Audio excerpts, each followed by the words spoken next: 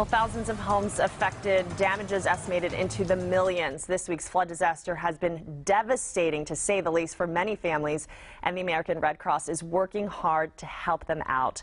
Steve Vitrano is the regional CEO of the American Red Cross of the Texas Gulf Coast. He's here to let us know about all those resources that are available. Steve, thanks so much for being here. Thank you for having me. So first, let's talk about the shelters, because there are still some shelters that are available for folks in need. There are, and the American Red Cross will keep the shelters open as long as needed until people can find either temporary housing or getting back into their own homes.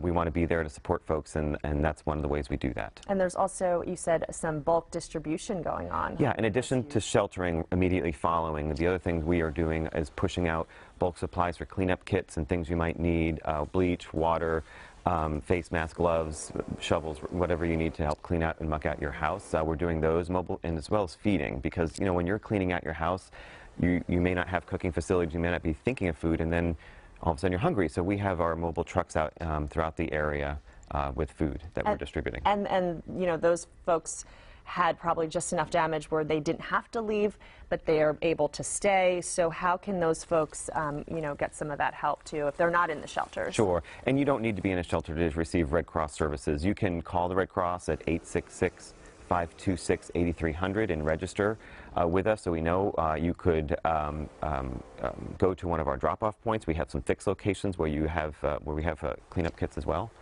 A lot of ways. A lot of ways.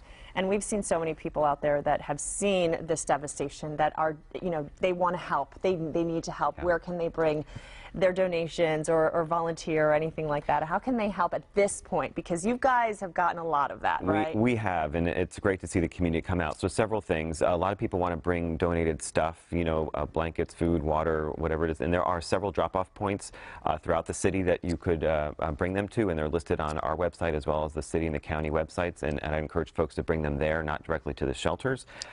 We're not set up there to accept and distribute and sort all of that. Other ways, if people want to volunteer, certainly you can contact the Red Cross and volunteer with us. So I will say we've gotten an overwhelming response with over 2,000 people on our list right now, so we're trying to work through that. And also financial contributions is really what fuels the work that we do to make the assistance possible. All right. Thank you so much, Steve, for all the great work that you guys do. You're welcome. Thank you. And you can find all this info and check out a replay of this interview at click2houston.com. It'll be posted under our video tab a little after the show.